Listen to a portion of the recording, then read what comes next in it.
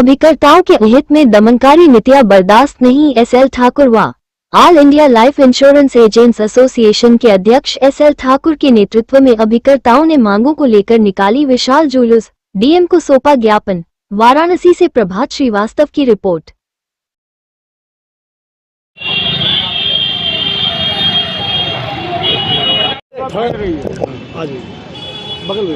सम्मानित प्रेस बंधुओं, मैं SL ठाकुर, राष्ट्रीय अध्यक्ष all India life insurance agent association, आज पूर्व निश्चित कार्यक्रम अनुसार हम लोग मंडल कार्यालय वाराणसी पर ज्ञापन देने के लिए पहुँचे थे, लेकिन प्रशासन ने यह स्पष्ट शब्दों में कहा कि सीनियर DM वाराणसी आपका ज्ञापन नहीं लेना चाहते हैं।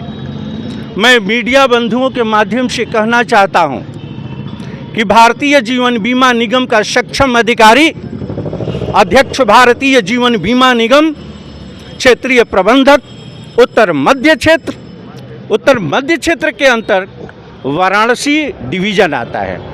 वाराणसी डिवीज़न के डिविजनल मैनेजर को माननीय प्रधानमंत्री के नाम संबोधित ज्ञापन मार्फत अध्यक्ष भारतीय जीवन बीमा निगम मुंबई मार्फत सीनियर DM वाराणसी हम देना चाहते थे। इस ज्ञापन को लेने में भी प्रबंधन को पसीने छूट रहे हैं। क्यों छूट रहे हैं पसीने? क्यों नहीं फेस करता सामने आकर के? मैं ये कहना चाहता हूँ प्रबंधन से, अभी भी वक्त है, आप अपने नेचर में परिवर्तन लाओ। भारतीय जीवन बीमा निगम हम सभी की माँ है, हम सभी की रोजी रोटी जुड़ी है भारतीय जीवन बीमा निगम से। इस निगम को हम लोगों ने सीज करके वर्ल्ड की सबसे चौथी इंश्योरेंस कंपनी के रूप में स्थापित किया और पूरे देश के अंदर प्रथम हमारी भारतीय जीवन बीमा निगम है। इसमें अभिकर्ताओं ने खून पसीना से इसको सींचा है। भारतीय जीवन बीमा निगम प्रबंधन को मैं स्पष्ट शब्दों में ये कहना चाहता हूँ कि अपने द्वारा निर्मित नियमावली 2017 का इस्तेमाल करते हुए, अपने द्वारा निर्मित 2020 की नियमावली का इस्तेमाल करते हुए कि मीडिया में हम नहीं जा सकते हैं, अपने दमन के खिलाफ आवाज़ नहीं उठा सकते हैं। मैं आपको चेतावनी देना चाहता हूं कि संविधान के फंडामेंटल राइट का उल्लंघन करने का तुम्हें अधिकार नहीं है।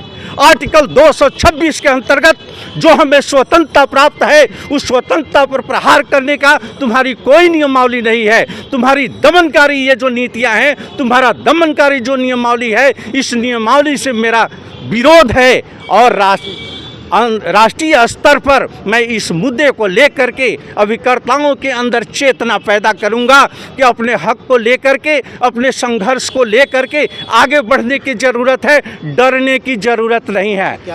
डरेगा तो अन्यायी, डरेगा तो भ्रष्टाचारी। अभिकर्ता को डरने की ज़रूरत नहीं है।